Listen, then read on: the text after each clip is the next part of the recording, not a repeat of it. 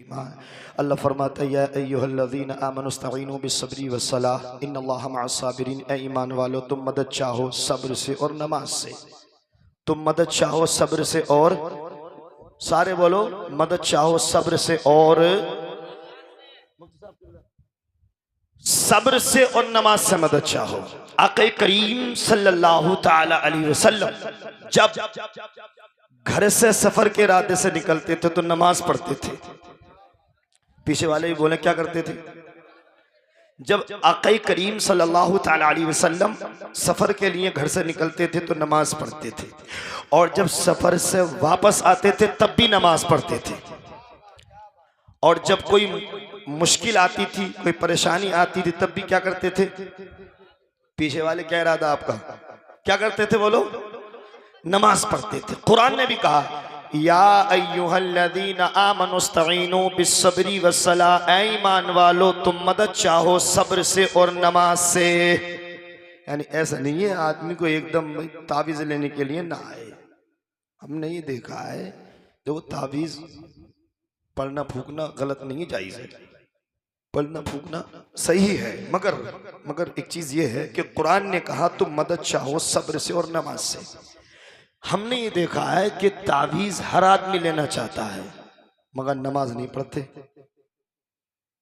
अगर आपको दिक्कत है भाइयों, आपको परेशानी है, आपको कोई टेंशन है, आपको कोई उलझन है, सफुल्लाह साहब अगर आपको कोई दिक्कत है, कोई परेशानी है, कोई मुसीबत आई तो आप मस्जिद में जाओ, वुजू करो, नमाज पढ़ो। कुरान कहता तुम नमाज से मदद चाहो। इंशाअल्लाह जब तुम नमाज पढ़ोगे अल्लाह ताला की बारगाह में अपने सर को झुकाओगे, किसी मालदार की चौखट पे, किसी नेता की चौखट पे ना जाकर, किसी जिम्मेदार की चौखट पे ना जाकर के अपनी पेशानी को अल्लाह पाक की बारगाह में झुकाओगे तो इंशाअल्लाहुल अजीज दुनिया में आपकी परेशानी दूर हो जाएगी और आखिरत में तुम जन्नत के हकदार बन जाओगे।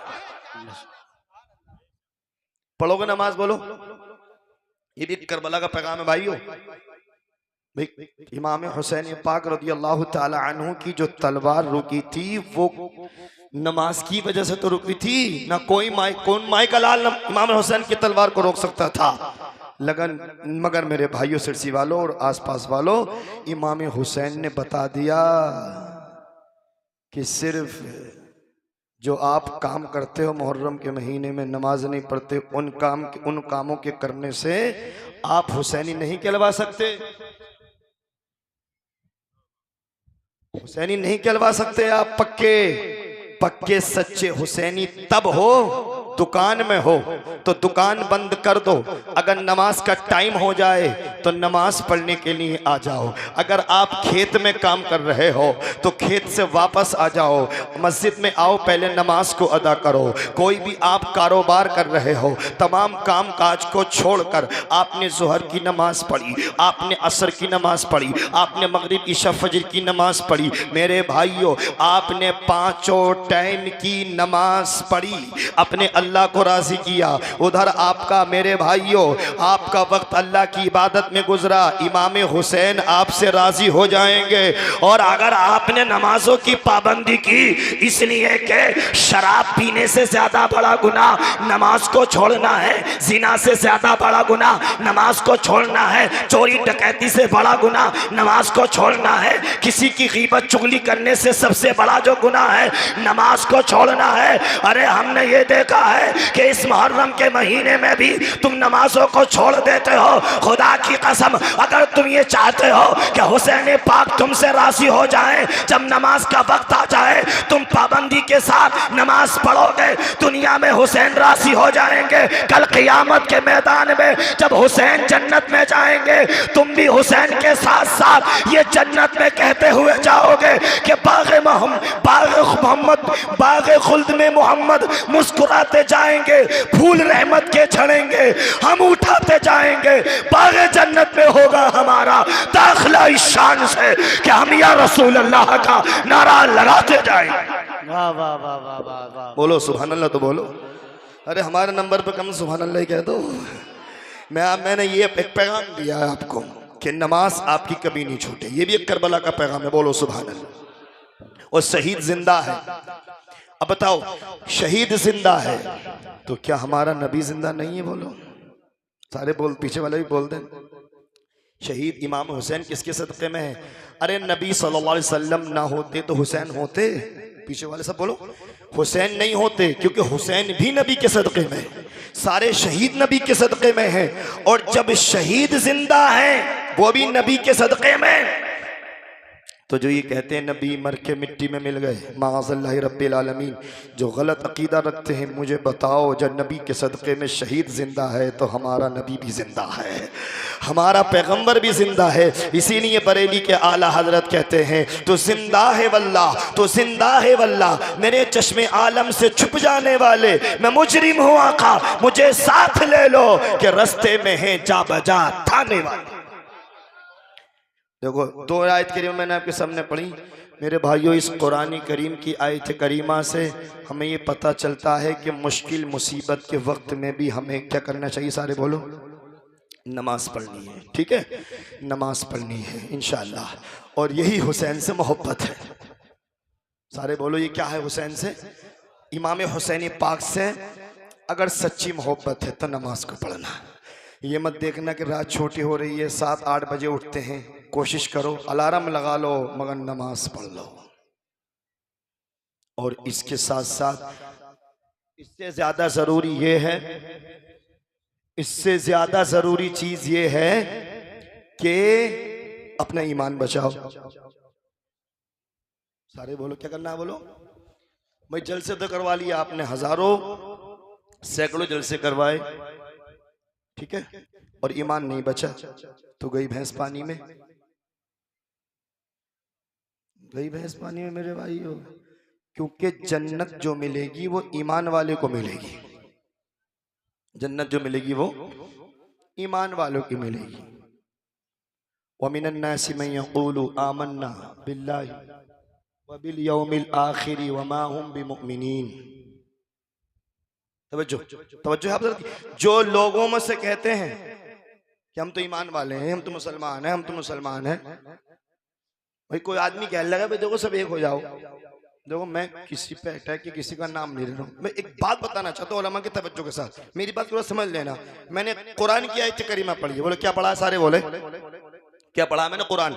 अल्लाह फरमाता है वमिनन नासि मन यक़ूलु आमन्ना, ये जो लोगों में से कहते हैं हम ईमान लाए, वमिनन नासि मन यक़ूलु आमन्ना बिल्लाहि व बिल यौमिल आखिर, हम ईमान लाए अल्लाह पर और आखिरत पर, यानी वो कलमा पढ़ते हैं ला इलाहा इल्लल्लाह मुहम्मदुर रसूलुल्लाह, कहते हैं हम मुसलमान हैं, हम तो कलमा पढ़ते हैं, हम तो मुसलमान हैं, हम मुसलमान हैं। अल्लाह कहता है वमा हुम बिमुमिनीन, तुम ये मुसलमान नहीं है, ये मुसलमान, यानी कुछ लोग कहते हैं हम मुसलमान हैं, लेकिन कुरान कहता है मुसलमान। सारे बोलो मुसलमान, अरे पीछे वाले बोलो मुसलमान नहीं है।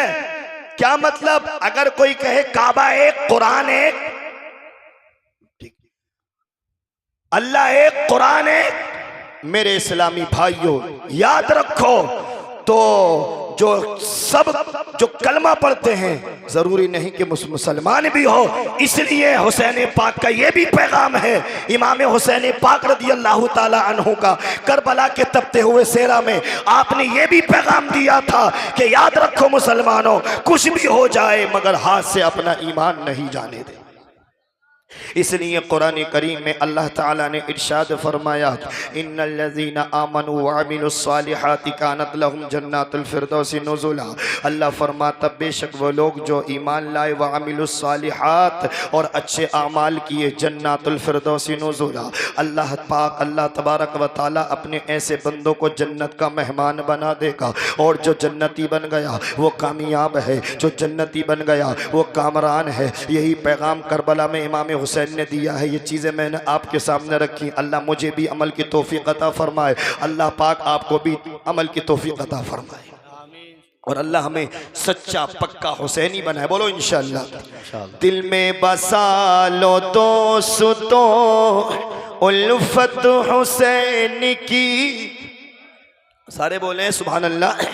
दिल में बसा लो दोस्तों उल्फत हुसैन की जन्नत में लेके जाएगी, चाहत हुसैन की। नाना नबी है बाप अली, माँ है फातिमा। नाना नबी है बाप अली, माँ है फातिमा। कितनी बुलंद पाया है किस्मत हुसैन की। उम्मत पे ना जान की, फरमा बोलिए जरा सुभान अल्लाह। उम्मत पे ना जान की, सब कुछ लुटा दिया, उफ भी किया न देखिए हिम्मत हुसैन की। अल्लाह हमें अमल की तौफीक अता फरमाए, हमारा खात्मा मसले के हालत में फरमाए, ईमान पर खात्मा नसीब फरमाए। मेरे भाइयों, इमाम हुसैन पाक ने मदीना छोड़ा। बोलो, इमाम हुसैन पाक रदियल्लाहु तबारक व तआला अन्हु ने मदीना इसलिए छोड़ा ताकि नबी सल्लल्लाहु अलैहि वसल्लम नाना जान की उम्मत भी बच जाए और नाना जान की शरीयत भी बच जाए। वो मदीना शरीफ के जहाँ मेरे आका सल्लल्लाहु ताला अलैहि वसल्लम इमाम हुसैन को चूमते भी थे, इमाम हुसैन को सूंघा करते थे। सहाबा किराम अर्ज करते हैं, या रसूल अल्लाह, आप चूमते इमाम हुसैन को, सूंघते भी हैं। तो मेरे नबी ने फरमाया कि ये मेरा हसन हुसैन, ये जो है जन्नती फूल हैं, सुभान अल्लाह, ये जन्नती फूल हैं। क्या बात रजा उस चमनिस्तान करम की, जहरा है कली जिसमें हसन और हुसैन फूल। सुभान अल्लाह। मेरे भाइयों, आपको पता है कि करबला कूफियों के जो है खुतूत मेरे इमाम हुसैन पाक रदियल्लाहु तबारक व तआला अन्हु के पास जो थे ख़त आते रहे। बहुत सारे ख़त आए, लेकिन एक ख़त ये आया कि ए हुसैन इब्ने अली, अगर तुमने अपना दामन, अगर आप मदीना से कूफा ना आए तो कल क़यामत के दिन हम अल्लाह की बारगाह में ये अर्ज़ कर देंगे, ए मेरे परवरदिगार, तेरे नबी के नवासे ने हमने दामन पकड़ना चाहा मगर हमें दामन ना दिया। जब ये ख़त में लिखा हुआ था, ख़त का मफ़हूम ये था, तो इमाम हुसैन पाक रदियल्लाहु ताला अन्हु ने अब पक्का इरादा कर लिया कि हमें जाना है कूफा। सुभान अल्लाह। और आप जब चले मेरे भाइयों, हज़रत सुगरा रदियल्लाहु ताला अन्हा को मदीना शरीफ में आपने छोड़ दिया, बीमार थी। और मेरे इमाम हुसैन ने फरमाया, जब सुगरा रोने लगी, अर्ज़ करती मुझे अपने साथ लेकर चलो। हुसैन ने फरमाया तुम यहीं सब्र करना और करबला के तपते हुए सेरा में हुसैन सब्र करके दिखाएगा, नाना जान की उम्मत को बचाएगा। बोलो सुभान अल्लाह, सुभान अल्लाह। और जब आक़ा करीम सल्लल्लाहु अलैहि वसल्लम के नवासे इमाम हुसैन ने जब अपने काफ़िले को तैयार किया तो आपने कूफा का जायजा लेने के लिए सबसे पहले हजरत मुस्लिम बिन अकील को भेजा। सारे बोलो किसे भेजा? हजरत मुस्लिम बिन अकील रदियल्लाहु तबारक व तआला अन्हु को सबसे पहले इमाम हुसैन पाक रदियल्लाहु तबारक व तआला अन्हु ने भेजा। और आपने फरमाया, क्योंकि आपके चचाजाद भाई थे हजरत मुस्लिम बिन अकील, आपने फरमाया कि आप जाइए और कूफा जाने के बाद वहाँ के हालात हमें बताइए और मैं भी आपके पीछे पीछे आ रहा हूँ, आप पहले वहाँ कूफा पहुँच जाइए। उधर यजीदियों के जो साथ रहते थे, जो यजीदी थे, उन्होंने कहा बादशाह यजीद तुम्हारी हुकूमत को ख़तरा है। का हुकूमत को ख़तरा कैसे है? का हुकूमत को ख़तरा इसलिए है कि हज़रत हुसैन रदियल्लाहु ताला अन्हु मेरे भाइयों यहाँ के वो मदीना से चल दिए हैं और वो कूफा पहुँचने वाले